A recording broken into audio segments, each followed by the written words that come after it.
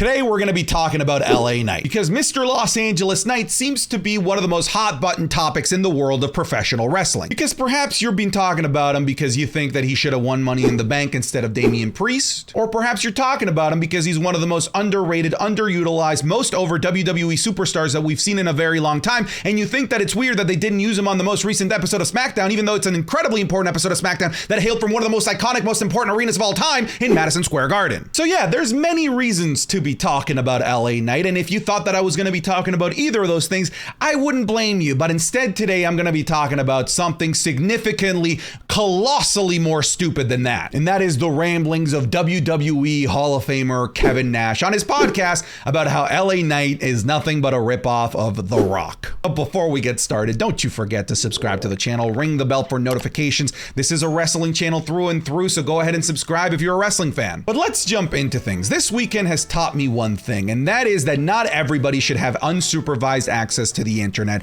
and I believe that Kevin Nash is one of those individuals. Because if you didn't know, Kevin Nash has a podcast, and much like the other wrestler-run podcasts, this one is also terrible. Hey, from somebody who makes content here, Kevin, get a better camera. Why? You're a millionaire. Why are you using a Logitech C920 still? But anyways, I digress. I'm about to read the quote from Kevin Nash, and I want you to remember that this did in fact come from Kevin Nash's own lips, not some angsty 13-year-old. And I quote, "Am I the only one that sees an absolute ripoff of The Rock to the point where he cut the promo on fucking Logan Paul or whatever the fuck his name is?" By the way, Kevin, nice try to make Logan Paul not sound significantly more famous than you. I promise you that he is. He said, "Yeah, stick it. The only thing he didn't do was turn that motherfucker sideways. Jesus Christ, what, does everybody have amnesia? There's nothing original. Oh man, his fucking promos. Finally, LA Knight has come back as a white guy.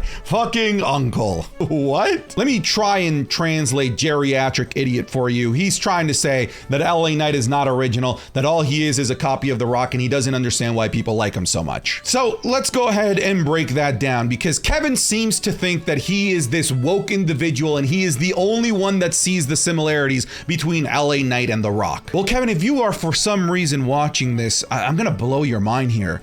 We as fans know that there's similarities between LA Knight and The Rock. Hell, their voice even sounds alike, but not just The Rock, also Stone Cold, but we're okay with that. That's why we like him. That's why he's popular. Is it really that shocking to you that a guy that reminds us of two of the greatest WWE superstars of all time is resonating with the audience? Like, I just don't think that that's this mind-blowing equation. He seems to think that he's the only one that sees this, but no, that is the reason that we like LA Knight so much. And also, comparing him to The Rock and calling him a ripoff of The Rock, that's a compliment. Do you know how many WWE superstars, nay, not just WWE superstars, wrestlers across the world, hell, not even just wrestlers, children during the height of the Ruthless Aggression era and the Attitude era tried to replicate The Rock? For God's sake, I sat here and I remembered promos from The Rock, like, "I'm the jabroni beating, pie eating, trailblazing, eyebrow raising, strong under the bear, faster than a buck. The biggest thing to hit Canada is the Toronto Maple Leafs suck." And then I learned the eyebrow.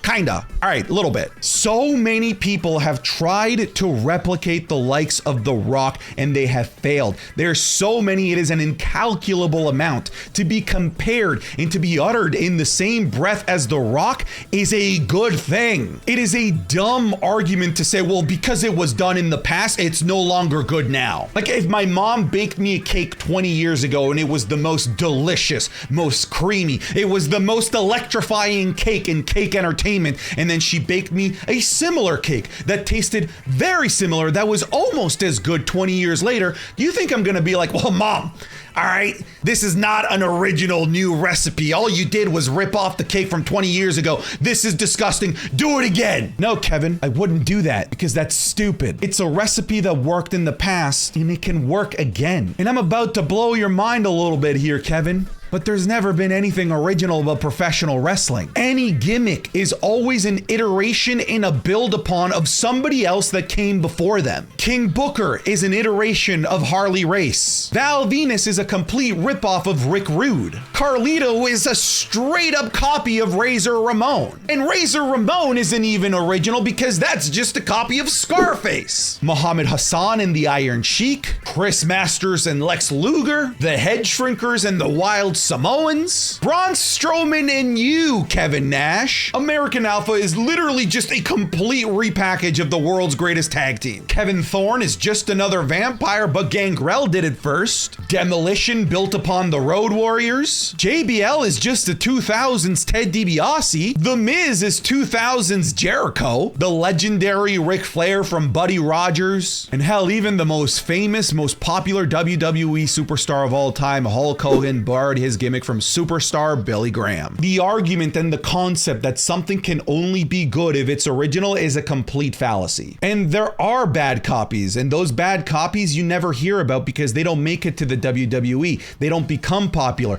LA Knight is here. He's in the big times. He's the most popular WWE superstar right now because everything that he's doing is working. And he's been on the record saying that, yeah, he copies The Rock, he copies Stone Cold because that is the era of professional wrestling that made him a fan. It's not this crazy notion that somebody that grew up with those guys created a persona around those guys.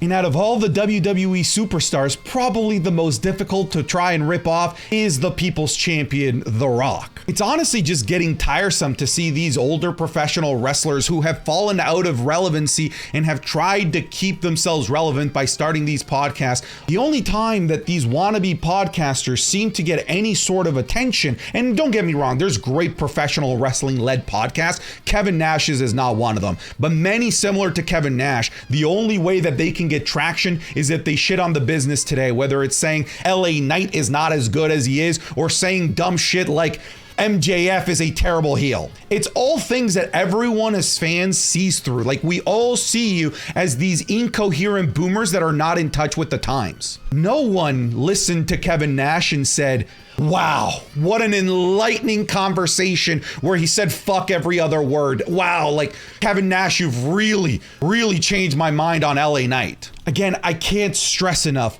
how many of these former WWE superstars need supervised internet access. Anyways, that was just a short little rant. Thank you very much for watching this video. If you enjoyed it, make sure to leave it a like, a comment, subscribe to the channel. Cheers, get out of here.